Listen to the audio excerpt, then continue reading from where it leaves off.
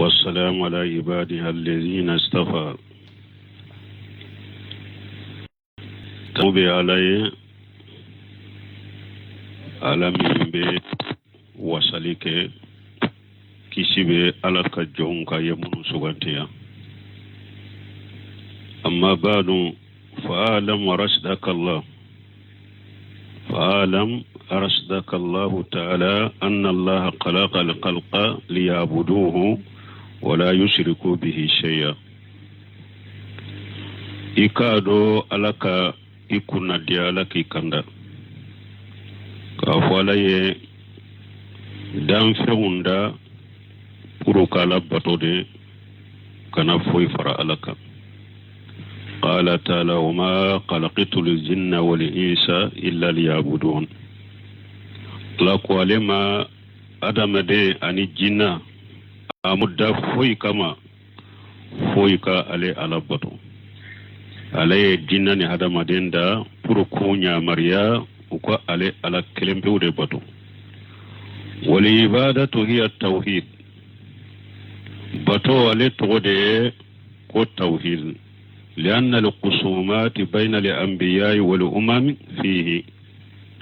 parce que kele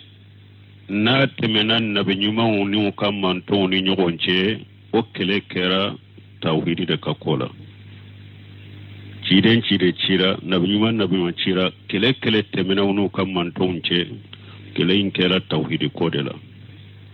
kama qala Allah ta'ala kumini ala yariya fo masamin kortalendo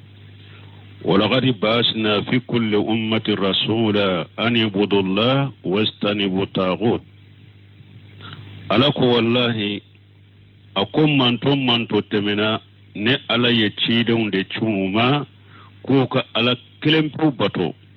min ye taagutiw ye musirikiyaw fulankafoya baaraw ku ku yere korosuluma wa amma tawhid fa huwa salasatu anwa'i توحيدي كاليتي سبادرو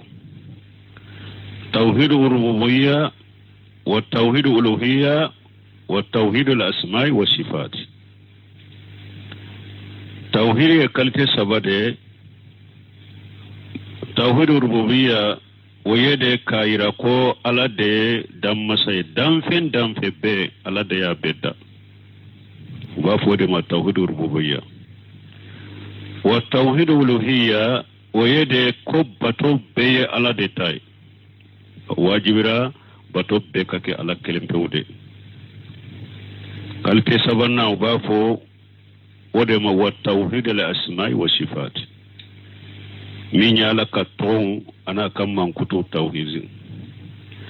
أما الأول توحيد الربوبية التوحيد الربوبية فلو من توحيد الربوبية فهو الذي أقر به الكفار على زمن رسول الله صلى الله عليه وسلم توحيد الربوبية تشيدن تللا كافر يرن سنة نما كفوالا دي دالتي ولم يدخلهم في الإسلام وقاتلهم رسول الله صلى الله عليه وسلم واستحل دماءهم وأموالهم وهو توحيد بفعله تعالى توحيد الربوبية كافر يرى سنوما وسنة توحيد الربوبية مما وما كس سبب أمو لدو وما ولدو سلامية كنو شيد نيوكله أيو كجولي بوني لدغا كوكان نفلو منانو لدغا وبوا فودما كوكا على ككلني ناكا باركتاوي ودي توحيد الربوبية والدليل قوله تعالى توحيد الربوبية دلائل مني على كما مسمى كرتالو قل من يرزقكم من السماء والأرض آمن يملك السماء والأبصار ومن يخرج الحي من الميت ويخرج الميت من الحي ومن يدبر الأمر فسيقولون الله فقل أفلا تتقون توحيد الربوبية دلائل دوي جمعي على كوني مكة كافر مشركون ينكا جنبه غرجاجي kaka garjage bo sanfe jomba u garjage ka bo sanfe jomba u garjage dugukolo ka dombe akastilo maralembe jombolo anya maralembe jombolo jonye ewa nyanamaya bo sula jonye subo nyanamaya la jombe ko latige ni maka kafiru nyininka ni na uyere ba fo ko nimbe ala de ba fo ala de ben nimbe ke to afu yo wala na uyere ya do ko ala de yen nimbe ke o mun nawte siralanye ni nye delila doy della folo tawhid rububiyya della fulana قل لمن الأرض ومن فيها إن كنتم تعلمون سيقولون لله قل أفلا تذكرون نيو نينكا مكا كافرون نينكا كافو دوكولو جونتاي أني فمو فمبي دوكولو لا جونتارو نابي فندو ويري بافو على أفو يمامر ولا أو تميرا كتاشي أكو ولا كلمة بطوة قل من رب السماوات السبع ورب العرش العظيم سيقولون لله قل أفلا تتقون نيما كمشركون ينكا تغني سانكا بولون فلا تيجي جوني دوما كولون فلا تيجي جوني لا رشي تيجي جوني لا رشي باي ويربا فو الله دونك افويه او تسرا علاني اكاني على كلمه باتون اكنا فوي فراك alaka قل من بيده ملكوت كل شيء وهو يجير ولا يجار عليه إن كنتم تعلمون سيقولون لله قل فأنا تسهرون نويما كمشركون ينكا تغني كافو فمب مرالي بجنبولو جنب واتنغاليك موتسك فنتنغا كابو علي بولو نابي فندو ويربا فعلا أفوye aw duskun dabali lendo kabonni ala kelempo batoma katami balmo aya munun nanan nina nyugona la qur'ana kono kacha udone ndoden abete sekafo minye ka alaka ewa tawhidur rububiyya ko sabati ka dalini marali ka fala de ye fembe da ala de be fembe mara fembe ye ala de taye ubafo de ma tawhidur rububiyya aya munun nana ko ira qur'ana kono kacha udone ndo ubafo ninde ma tawhid rububiyya aleka dalilu dofule wa amma sani wa huwa tawhid uluhiyya mi tawhid kalite furanna ubafo tawhid uluhiyya ka ala kelempo batu kana foy fara alaka fa huwa alladhi waga fihi an-nijaa fi qadim ad-dahr wa hadishi tawhid uluhiyya nyogon soso kera alede nofe de pejinya gale fo sisa manka be mogo ni nyogonche tawhidi uluhiyya de do depuis jiya gale fo sisa manka be tawhidi uluhiyya inde nofe wa huwa tawhidullah ta'ala bi afwali al-ibadi wa yade ka alake kelenye ni jonka bare ba fo de ma tawhidi uluhiyya ka alake kelenye ni jonka bare mana jonku ka batonu ka ala batoni wala bato baraw ke ala kelempoude misali la kaddu'a walali ala kelempoude ka wale foy kana faraka wa nazirun dafale ka ke ala kelempoude dafale kana ke danfeye wa nahari kan sugulene kan tigali ka ke ala kelempoude wa raja ani bi jigida ala kelempoude ka wal khawfu ani siranya wa tawakkul ani ko sisili wa raqabata wa rahabat ani ka kanu katala kan nema mani ka sirala ka janga kata koro wali inabatu ani ka yire sagi kata alama num pato munu fulen nye nunum beke ala kelempeude uba fode ma tauhid uluhiyya niyo nunun dola kelenke danfe ye doro ye do fara alaka wa dalilu du'a qawluhu ta'ala ka fo koni fengore wole minte alaye ikera mushrike adrilahi munye وقال ربكم ادعوني استجيب لكم ان الذين يستكبرون عن عبادتي سيدخلون جهنم الداخرين alako qur'ana kono aw tigi alako ayengole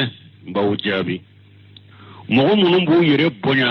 ku yere korta kabo alaka welelima ulube do jahannaba kono doyale donc weleli beke ala kelempude wa kullu naw min hadhihi al-anwa' عليه الدليل من القرآن نونيا بطن نونيا منوفل نينا نيوفو أكلين كلبي دلا دبال القرآن لا وأصل العبادة تجريد الإخلاص لله وحده وتجريد المتابعة لرسول الله صلى الله عليه وسلم أو أنكم بطوفنا بطو الجمعي من يكاد سكون كلاشي كوكي على كلمة بويه bato fen fula ka ɲɔgɔn sɔrɔ a la dusukun kalasi bato lesiri fen fula ka ɲɔgɔn sɔrɔ a la i ka dusukun kalasi bɛɛ ka kɛ ala kelen pewu ye ani fana i ka labatoli i k'o kɛ ciden dɔrɔn de ye i ka ciden dɔrɔn de bato k'a ka sira bato k'a ka taasira bato i kana tugu taasira wɛrɛ si kɔ ni ciden ka taasira tɛ k'i dusukun kalasi ka baaraw bɛɛ la ala kelen pewu de ye i kana tugu taasira si kɔ i kana tugu mɔgɔ si kɔ ni ciden tɛ قال تعالى كافو باتو بيبك على دي وبقلش على دي على قرآن كونو مسامين كرو تعالى وأن المساجد لله فلا تدعوا مع الله أحدا على كم من يباتو يروي مشيرون باتو يرو أني باتو بي على دي تارو أكنا فوي وري كفر على أكا باتو نونونا وقال تعالى لكم وما رسلنا من قبلك من رسول إلا نوحي إليه أنه لا إله إلا أنا فاعبدوني ala ko cidema akoma ciden si ci enye fonne ala ye wahawde ci oma ka fonne ala kelem pewde do ayen kelem pewde bato akana foy bato ka faranka wa qala ta'ala lakum masamin kurata lendo ako lahu da'watul haqq ila qawlihi وما دعاء الكافرين إلا في الدلال ala ko weleli cinyalama bato cinyalama oye ala de tay kata aya laba ala ko kafiru ka weleli te foila ni pilibantiate kafiru be fengo fen bato be fengo fen mere abe pilibantia wa qala ta'ala lakum jalika bi anna allah huwa al-haqq wa anna ma yad'una min duni allah wa anna ma yad'una min dunihi huwa al-batil wa anna allah huwa al-aliyyul kabir ala ko nin fulede ala kelim pe bato de cinyai fen wore munun be bato ni ala te o ka bato ye fude abengalo ala kelim pe de ka bato ye cinyai fen munun be bato ka farala ka abengalo ewa ala de masakoro tale ala de kabo aya munun nana nunu fana na nyugona la o ka cha ko sobede o done do fana ka fo bato be ka ke ala ye weleli be ka ke ala kelim pe de foy kana farala ka ika bato beka kalase ala kelempewde kana fuyi fara ala ka a bato to a wole to aya munun nana nin farana qur'ana la wudonende do anko bato fen fula ka nyon surala folo de fulen ninye ika dusun kalasi beka ke ala kelempewye ayo o delila wu forawye fulan na katugo ciden ko wa qala ta'ala lakum masamin qur'talendo wama ataakum rasul faqujuhu wama nahakum an fantahu ala ko cidenye min dawma sariyala ani fengole wala ewa ayo minade ni cidenya bali fengo fenna ayo toy donc hada made yinya mare lay katugo min ko na kon ninke ake na kon nimmina iko mina na kon nin toye atoye o cidenda ede o ma ataakum rasul faqujuhu wa ma nahakum anhu fantahu wa qala ta'ala lakum masamin qur'talin qul إن كنتم تحبون الله فاتبعوني يحببكم الله ويغفر لكم ذنوبكم والله غفور رحيم كافو تشيدن دي يراننا كوانكا توغاكو alako qur'ana kono ubafuni aya de ma ayati imtihani mo dode ya fo kulu be alafre alako cide ma fuye mo min benne ala de fe akatugo eko ni mo min tugura e cidon ko ale kan ne ala kanu tede ne ala de ba ale kanu ba ka junubu ya fay junubu ya fa masadi ala nema masadi ala wala ni mu'min ko ne be ciden kanu ne be ala kanu ewa ibe munke ibe tugu ciden ko de ciden yi bila minna ibo ke ayi fatanya ka bo minna ibo toy wa masalisu ewa kalite sabanna ubafo fa huwa tauhidul jat wala asma'i wa sifati wa ala yarjatika tauhidiyya ana laka tugun ana laka mankutu ba fo de ma tauhidul asma'i wa sifati tauhid kalite sabana ninde wadda lay munye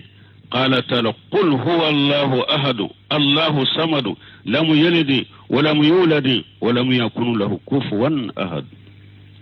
afuye muhammadu ko ala kelempew de do i ka fuye ala de masami ni dan fen be ba mako nyina fe ama fen wolo fen ma wolo ala ni foyte kelenya ni nye tawhid al asma wa sifati wa qala ta'ala walillahi al-asma'ul husna fad'uhu biha wa jaru alladhina yulhiduna fi asma'ihi sayajzauna ma kanu ya'malun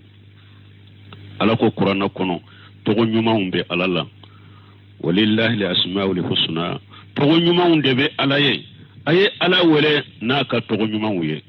aka mogo toye mogo munun be jenge ka danteme ala ka togola aku toye soni ne ala benu saraku nuka barake tawye wa qala ta'ala lako laysa kamislihi shay'un wa huwa ash-shamilul basir ala ko ala ni foyte kelenye me meli masado fana yeli masado donc tawhidul asma'i wa sifati uba fo mimma tawhid jati o fana delilu de fulende wala mbalmon tawhidi yen katte sabade nambora tawhidi la tawhidi tanaye munye tawhidi tanaye shirku de tawhidi ale tanaye munye shirku summa a'lam anna didda tawhid ash-shirku wa huwa salasatu anwa'i o ko fe kado ko tawhidi fana tawhidi tana o yejumay mushrikiya ale fana kalite sabay tawhidi tana o ye mushrikiya de ale fana kalite sabari shirkul akbar wa shirku asghar wa shirkun qafiy fulanka foya kumbaba fulanka foya fitini fulanka foya dugole wa dalilu ala shirkil akbar fulanka foya kumbaba dalaya jumay qawluhu ta'ala inna allaha la yaghfiru an yushraka bihi ويغفر ما دون ذلك لمن يشاء ومن يشرك بالله فقد ضل ضلالا بعيدا ala ko qur'ana kuna kunne ala ni mo mi ni fen wore farane alaka ni alati ya fi made mushrikiya ni mo saraka ina sira ala malagra ala ko ale alati ya fi made me ni junubu min te mushrikiya ni no o sere alama akwa bo ya fa mo mi nya jia awa ala ko ni mo mi ni fen wore kafarane alaka ka fen wore bato kafarane alaka yifilila filim min ni ciya kaja inya yirana mushrikiya kumbaba ko ni saraka dro ibe do jahannaba ko ni tebo ala te ya fi mafana wa qala ta'ala ko wa qala al-mashihu ya bani isra'ila abudu allaha rabbi wa rabbakum innahu man yushrik billahi فقد حرم الله عليه الجنة وماواه النار وما للظالمين من أنصار مشرك يكون بابا الدليل وري جمعه على قرآن كنو أكو إيسا كو بني سرلانكاوما أكو بني سرلانكاوم أي على كلمة بطو نتيجي على أنا وتيجي على أيوة نمو يفهم وري كفرالك يفهم وري بطو كفرالك يمشرك يكي فغير حرم الله عليه الجنة أو الجنة دوني حرام يرى بولده الجنة دوني حرام يرى إكا إيشي يوري جهنم تاسما دي تونيا لكلا دمي بغتي بولو يوم القيامة دونك الشرك الأكبر عليك دلودن فلنوني وهو أربعة أنواع nanko fulanka fuya kumbaba dalilau fule qur'ana kono ni sara kar janna kerima haramu ni sara kala te yafi ma dume jannaba kono ewa fulanka fuya kumbaba noni yannani dido noni yannani ode fulanka fuya kumbaba anoni yannani afule munye nawle awwal shirku dawa ubafo ala wole mushrikiya ka fengore wore ka fara ala ko mushrikiya mushrikiya kumbaba folo ye ode anoniya folo ye ode wadde le munye qawluhu ta'ala fayja arakibu fil fuluki da'u Allah mukhlisina lahu dina falamma najahum lil bar ijahum yushrikun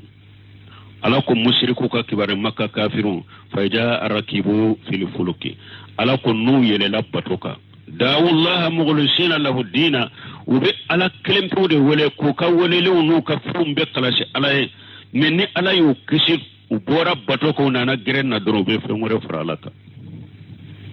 ube fengore bato ka wore ka fara alaka ona usani donc fulankafuya noniya folo fulankafuya kumbaba a qualité folo de fule ni ba fo shirku dawa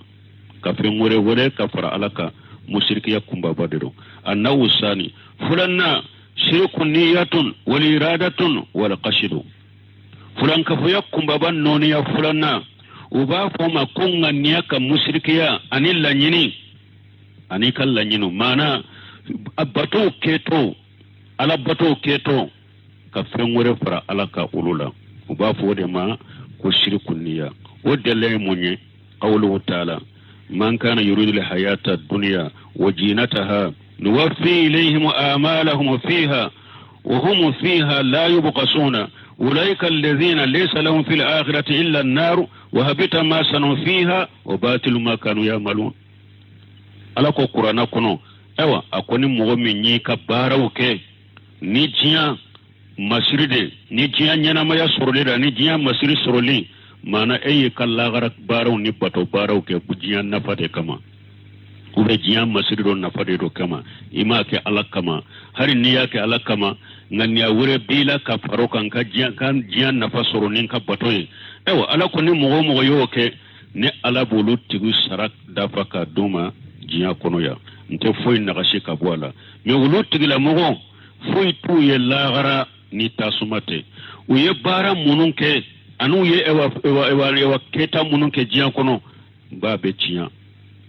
uka bara keta be jiya saratu ye lagara donc ba fo ninde ma ko shirku niyatu wal iradatu wal qasdu hada made ni be ka bato bara ko ni lagara bara abbe kala kelimpo de kama kana ke togonyini kama kana ke puru mogo kaye kana ke mogo kame ukutanu kana ke jiya antere no jiya nafa do kama bato tekeni koye bato bekeni ala kelempode me ni fenwore fara ala kai ka bato keto doro uba fode mako shirku niyatu wal iradatu wal qasdu bare mbe jiya ibolo de saratara lagara annahu salisun shirku ta fulanka fuya kumba bakalite sabana uba fo shirku ta mana katugu mogo wore kun galonna ka soro tiya tabolo o dalilu o dalaju ma qawlu ta'ala ittakhaju ahbarahum wa ruhbanahum arbaba min dunillahi wal masih ibn maryama wama umiru illa liya'budu allaha wama umiru illa liya'budu ilahan wahida la ilaha illa huwa subhanahu amma yushrikun kana fengore tugu fengore ko galonko nka ni tugura fengo danfen kon galonna ode toye ko fulanka fuya shirkuta ka tugu fengore ko minte alay musirkiya ala ko qur'ana kono akoy yahudiyon nin nasaraw ku ka doni ke baaw anu ka bato ke law uye ulude mina ku ke alaye ani isa uye isa mina ka ke alaye ka soro alamu nyamra ni foye fo uka ala kelempe de bato masami ni bato fen site min ka bato ciya ni alete seneya be alaye ka bo fenna ulube munun fara alaka boni aya tafsiri tumame cide ni aya fo adibun hatimi koro o yasuru yahudiya de do atubira adibun hatimi ko cide ma akwa an tunte an ka doni ke bawo nan ka bato ke law an tuntu bato de cide ko alaysa yuhilluna ma harama Allah فيهلونه ويحرمون ما حرم الله فيحرمونه قال بلى قال رسول الله صلى الله عليه وسلم تلك عبارتهم ciiden ko yala aw ka karmogo na ka doni ke bawo utunte e wa alaye min la e wa min halala uruba haramu aw ba haramu ya wonofe alaye min fa haramu ya uruba ke halalai aw ba ke halala wonofe atunto ke wa akwantum boke e wa ciiden ko de yuka batoy doni ke baga kaina mankana doni ke baga tera chogo ni aye femmin fo abake ka femmin ke delilam be min na qur'ana ni hadisala tuga ko ola meni doni ke baye fem fo ka fenke etugura ka ola delata la qur'ana ni hadisani sunnala ambe karasare no fetende ni mo yo ke ore togo ko shirkuta ye fongore fara alaka de abe don bolo hari ka jamana en kono ya fu ba fu dala an ko ni be karasare no fe na dona jahnaba kono an ka do no fere baro be nimbo ci den de yirani lay ka tugala mo wore ma yira mo wala ko an ka tugulu ko de mogo were ta ni mogo ye kuma min fo amba asuma qur'ana ni hadisa de la ni min ka kuma na ka kewale na ka keta min ni qur'ana hadisa nyogonta ambota min ka keta ana fota na qur'ana hadisa nyogon bila o be bilade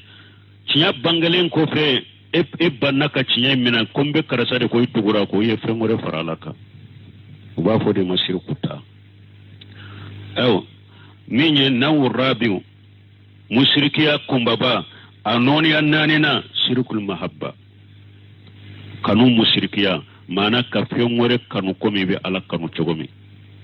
mogo ni ewa danfe be akera ewa na folma fenyewa akera ewa nima fenyewa ni fengo fen kanu komi be ala kanu chogomi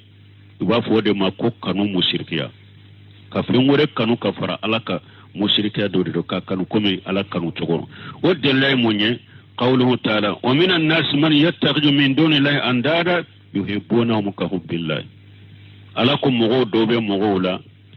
ube fengore mumina ka ulukanu ube minan nas man yattakhidhu min dunillahi andada mogo dobe mogo la ube bato fundo mina ube bato fundo mina mununte alaye ubu ka bato fennu nun kanu komi ube alakanu chogome ado fule ni amunun be asegu bato ni fengore bato ma ni ko akakalini alaye